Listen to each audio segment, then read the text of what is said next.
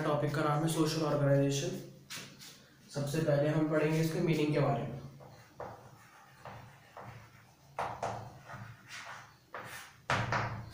Social organisation का क्या मतलब होता है? सोशल ऑर्गेनाइजेशन का मतलब एक ऐसा सोशल नेटवर्क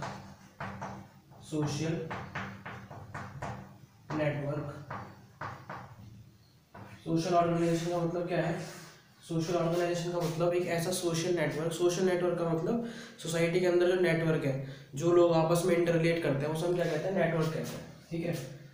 सोशल ऑर्गेनाइजेशन का मतलब ऐसा सोशल नेटवर्क जिसका एक कॉमन पर्पस होता हो। सबसे पहली चीज कॉमन पर्पस। कॉमन पर्पस का मतलब क्या है, इसको हम बाद में समझेंगे।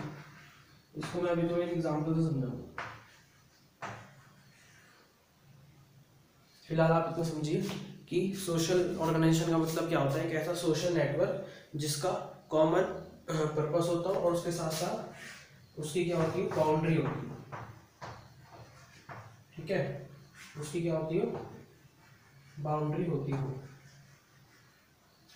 अब इसको हम एक एग्जांपल से समझेंगे। फॉर एग्जांपल, जैसे कि हम एग्जांपल ले लेते हैं स्कूल का। स्कूल क्या है? स्कूल एक सोशल ऑर्गेनाइजेशन है। स्कूल सोशल ऑर्गेनाइजेशन कैसे है?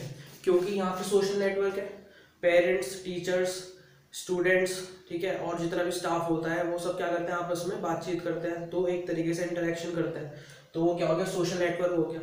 वहाँ पे सबका क्या होता है? कॉमन पर्पस होता है, पढ़ना और पढ़ाना। ठीक है, सबका कॉमन पर्पस होता है। उसके साथ साथ उसकी क्या होती है? बाउंड्री होती है। बाउंड्री का मतलब जैसे स्कूल में यहाँ पे हो गए स्टूडेंट्स, टीचर्स और जितना भी स्टाफ है वो, और ये बाहर हो गया रेस्ट ऑफ द वर्ल्ड। बाहर हो गया ये रेस्ट ऑफ द वर्ल्ड। ये कैमरे में आएंगे, यहाँ लगे बाहर ही क्या है? Rest of the world. ठीक है, फिर से एक बार समझते हैं इसको। सोशल ऑर्गेनाइजेशन का मतलब क्या है? सोशल नेटवर्क जिसका कॉमन पर्पस होता हो और उसके साथ साथ उसकी क्या होती है? बाउंड्री होती है। For example school. अब स्कूल जो है उसमें सोशल नेटवर्क है, क्योंकि वहाँ पे स्टूडेंट्स, टीचर्स और स्टाफ आपस में क्या करते हैं? इंटरलेट करते हैं, इंटरेक्ट करते हैं, तो वो क्या हो गया? सोशल नेटवर्क हो गया। उसका कॉमन पर्पस भी होता है। कॉमन पर्पस क्या है? पढ़ना और पढ़ाना। पढ़ना और पढ़ाना। ठीक है, तो ये क्या हो गया? कॉमन पर्पस हो गया। और उसकी क्या होती है? बाउंड्री होती है। अंदर स्कूल के बच्चे, टीचर और स्टाफ होते हैं, और बाहर क्या होता है? बाहर होता है हमारा रेस्ट ऑफ द वर्ल्ड। बाकी जितने भी लोग हैं वो सब क्या होते हैं? स्कूल के बाहर होते हैं। तो ये हो गया इसका मीनिंग। अब हम बात करते हैं इसकी डेफिनेशन। जोन्स ने इसकी डेफिनेशन दी है। इन्होंने इस डेफिनेशन में क्या कहा है, मैं एक बार रीड कर रहा हूँ अगर क्लियर विजिबल नहीं हो तो। Social organisation is a system in which all the parts of the society are interrelated to each other and to the whole society in a meaningful way. अब इसका मतलब क्या है? इन्होंने कहा कि जो सोशल ऑर्गेनाइजेशन है वो एक ऐसा सिस्टम है जिसमें जो सोसाइटी के जो पार्ट्स होते हैं वो आपस में क्या होते हैं? इंटर रिलेटेड होते हैं। तो ये तीन वर्ड हमें मेन इसमें याद रखना है। सोशल ऑर्गेनाइजेशन एक ऐसा सिस्टम है जिसमें सोसाइटी के जो पार्ट्स होते हैं वो आपस में क्या होते हैं? इंटर रिलेटेड होते हैं। अब जैसे अगर हम बात करें स्कूल की, स्कूल बहुत सारी चीजों से इंटर रिलेटेड है। कैसे? ट्रांसपोर्टेशन से।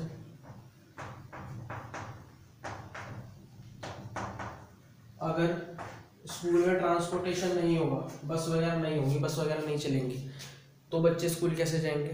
ट्रांसपोर्ट का सिस्टम नहीं है तो बच्चे स्कूल नहीं पहुंचेंगे। तो स्कूल किससे कनेक्टेड हो गया? ट्रांसपोर्टेशन से। उसके अलावा जो उनकी फीस सबमिट होगी कहाँ पर होगी? बैंक्स में होगी। ठीक है, जो स्कूल का अकाउंट होगा कहाँ होगा? बैंक में होगा। तो स्कूल हमारा बैंक से भी रिलेटेड हो गया। स्कूल में जब बच्चे जाएंगे तो उन्हें खाने के लिए भी कुछ चाहिए, वहाँ पे कैंटीन भी होगा, तो कैंटीन से भी हो गया रिलेटेड। या फिर हम कह सकते हैं फूड इंडस्ट्री जो है उससे भी क्या हो गया? इंटरकनेक्टेड हो गया। उसके अलावा सैनिटाइजेशन, साफ सफाई, उससे भी क्या हो गया? स्कूल हमारा कनेक्टेड हो गया। तो एक स्कूल जो है, फिर से हम समझते हैं सोशल ऑर्गेनाइजेशन स्कूल भी क्या है, एक सोशल ऑर्गेनाइजेशन ही है। ये एक ऐसा सिस्टम है जिसमें कि सब क्या होते हैं, आपस में इंटर रिलेटेड होते हैं, या फिर हम कह सकते हैं इंटर कनेक्टेड होते हैं। स्कूल ट्रांसपोर्टेशन से भी कनेक्टेड है, बैंक से भी कनेक्टेड है, सैनिटाइजेशन फैसिलिटीज से भी कनेक्टेड है, और कैंटीन यानी कि फूड इंडस्ट्री से भी कनेक्टेड है। तो ये हो गई हमारी इसकी डेफिनेशन। अब हम बात करते हैं इसके टाइप्स की। Types of social organisation. सबसे पहला टाइप अब तक आपको पता चल ही गया होगा, एजुकेशनल ऑर्गेनाइजेशन। एजुकेशनल ऑर्गेनाइजेशन का मतलब जहाँ पे पढ़ना और पढ़ाने वाला काम होता है। तो इसमें एग्जाम्पल हमारे आ जाएंगे स्कूल्स और कॉलेजेस, इन शॉर्ट फॉर्म में, और इंस्टीट्यूट्स, ठीक है। ये सब क्या होते हैं, ये सब होते हैं एजुकेशनल ऑर्गेनाइजेशन। नेक्स्ट है इकोनॉमिक ऑर्गेनाइजेशन। इकोनॉमिक ऑर्गेनाइजेशन क्या होती है, एजुकेशनल ऑर्गेनाइजेशन तो सिंपल था, ये समझ में आ गया। उसके बाद इकोनॉमिक ऑर्गेनाइजेशन का मतलब है जहाँ पे प्रोडक्शन, कंजप्शन या डिस्ट्रीब्यूशन से रिलेटेड एक्टिविटीज़ जहाँ पे भी होती हैं, वो सब इंस्टीट्यूशन कौन से इंस्टीट्यूशन होते हैं, इकोनॉमिक ऑर्गेनाइजेशन हो सकते हैं, या फिर इकोनॉमिक इंस्टीट्यूशन भी कह सकते हैं, ठीक है। क्योंकि हम ऑर्गेनाइजेशन पढ़ रहे हैं, अगर हम सोशल इंस्टीट्यूशन पढ़ते हैं तो ये इकोनॉमिक इंस्टीट्यूशन हो जाता। अभी हम सोशल ऑर्गेनाइजेशन पढ़ रहे हैं तो इकोनॉमिक ऑर्गेनाइजेशन बोलेंगे उसको। तो यहाँ पे हमारी आ जाएंगी फैक्ट्री, क्योंकि यहाँ पे प्रोडक्शन का काम होता है। शॉप्स भी आ सकती हैं इसमें, क्योंकि वहाँ पे डिस्ट्रीब्यूशन का काम होता है, ठीक है। तो फैक्ट्री और शॉप क्या हो गई, हमारी इकोनॉमिक ऑर्गेनाइजेशन हो गई। नेक्स्ट है रिलीजियस ऑर्गेनाइजेशन। तो जहाँ रिलीजियस अफेयर्स होते हैं, ठीक है, पूजा वगैरह वाले काम होते हैं जो है ना, तो वो हमारी हो जाती है religious organisation. For example temple, church, ठीक है।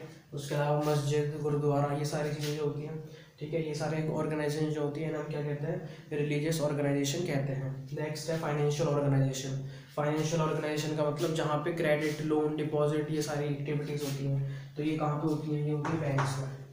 तो फाइनेंशियल ऑर्गेनाइजेशन हमारी हो गई बैंक्स, ठीक है। फिर से एक बार बता देता हूँ, 4 ऑर्गेनाइजेशन हम पढ़ रहे हैं कुल मिला के। एजुकेशनल ऑर्गेनाइजेशन जहाँ पे पढ़ाई से रिलेटेड काम होता है, स्कूल, कॉलेज और इंस्टीट्यूट। इकोनॉमिक ऑर्गेनाइजेशन जहाँ प्रोडक्शन, डिस्ट्रीब्यूशन, उसके अलावा कंजप्शन रिलेटेड वर्क होते हैं, for example factory and shop. Religious organisation जहाँ पे पूजा का काम होता है, ठीक है। उसके अलावा फाइनेंशियल ऑर्गेनाइजेशन जहाँ पे क्रेडिट और डिपॉजिट से रिलेटेड काम होता है, ठीक है, फॉर एग्जाम्पल बैंक हो गया। इसके अलावा एक और हम इसमें लिख सकते हैं, यहाँ से रख करके लिख देता हूँ, 5th one, political organisation. Political organisation में पॉलिटिक्स से रिलेटेड काम आ जाता है, तो इसमें आएगी हमारी गवर्नमेंट, ठीक है। तो जो गवर्नमेंट होती है, जो पार्लियामेंट होती है, वो हमारी क्या हो गई, पॉलिटिकल ऑर्गेनाइजेशन हो गई। गवर्नमेंट भी लिख सकते हो या फिर पार्लियामेंट भी लिख सकते हो, पार्लियामेंट, ठीक है। तो ये हो गए हमारे 5 टाइप्स ऑफ सोशल ऑर्गेनाइजेशन। अब लास्ट हम पढ़ेंगे इसकी कैरेक्टरिस्टिक्स। तो ये कैरेक्टरिस्टिक्स हम शुरू करेंगे यहाँ से, ठीक है। सबसे पहला पॉइंट है कलेक्शन ऑफ इंडिविजुअल्स। एक सोशल ऑर्गेनाइजेशन में सबसे पहली चीज़ क्या होती है, उसमें इंडिविजुअल्स का क्या होता है, कलेक्शन होता है। अगर इंडिविजुअल्स ही नहीं होंगे तो सोशल ऑर्गेनाइजेशन नहीं बनेगी। दूसरा, इंटरेक्शन अमंग इंडिविजुअल्स। जो इंडिविजुअल्स हैं, जो यहाँ पे कलेक्ट किए गए इंडिविजुअल्स, अगर ये आपस में इंटरेक्ट ही नहीं करेंगे, बातचीत ही नहीं करेंगे, तो कहाँ की ऑर्गेनाइजेशन बनेगी। स्कूल, फॉर एग्जाम्पल स्कूल ले लो, स्कूल में कलेक्शन ऑफ इंडिविजुअल्स होता है, बहुत सारे इंडिविजुअल्स होते हैं। 2 बच्चे या 3 बच्चे आपस में स्कूल नहीं बना सकते, ठीक है। तो कलेक्शन ऑफ इंडिविजुअल होता है, ये पॉइंट हमारा हो गया क्लियर। कलेक्शन ऑफ इंडिविजुअल, ये पॉइंट हमारा हो गया क्लियर, ठीक है। दूसरा, इंटरेक्शन अमंग इंडिविजुअल।